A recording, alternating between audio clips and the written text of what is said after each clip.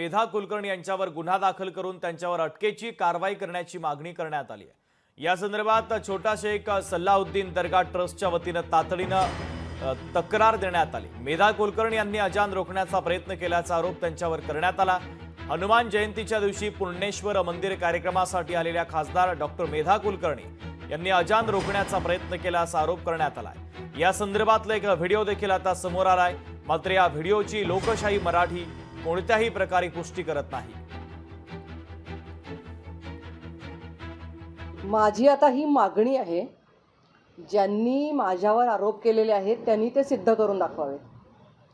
आरोप असे केले की मी दर्ग्यामध्ये घुसले आणि धक्काबुक्की केली, हे गैरवर्तन केलेलं आहे, गैर आरोप केलेले आहेत, त्यांनी ते सिद्ध करून दाखवावेत।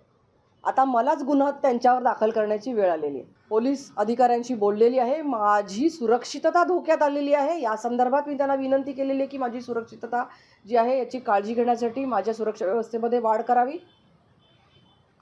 आणि खोटे आरोप केल्याबद्दल त्यांच्यावर मी गुन्हा दाखल नक्कीच मला करावा लागेल आणि याचं स्पष्टीकरण करून त्यांनाच त्याबद्दलचं शासन व्हावं अशी माझी आग्रहाची मागणी आहे। पुण्यामध्ये ऐतिहासिक असलेल्या शेख सल्लाउद्दीन दर्ग्याच्या संदर्भामध्ये आक्षेपार्ह व चिथावणीखोर वक्तव्य केल्याप्रकरणी तसेच आजानचा आवाज बंद करण्यासाठीच्या नावाखाली दर्ग्यामध्ये घुसून गोंधळ आणि दंगल सदृश्य परिस्थिती निर्माण केल्याप्रकरणी राज्यसभा सदस्य असलेल्या मेधा कुलकर्णी यांच्यावर पुणे पोलिसांनी गुन्हा दाखल करून त्यांच्यावर अटकेची कारवाई करावी अशी मागणी आज नॅशनल कॉन्फरन्स फॉर मायनॉरिटीच्या वतीने राज्य सरकारकडे करण्यात येत आहे।